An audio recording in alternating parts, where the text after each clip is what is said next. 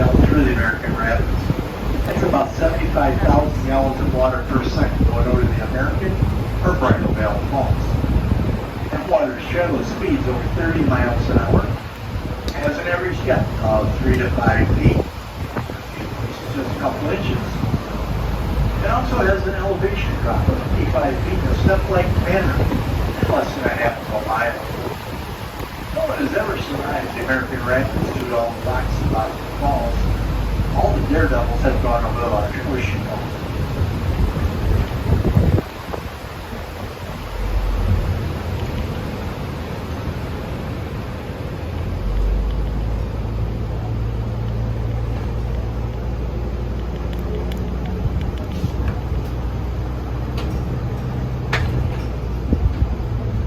Oh, that's good.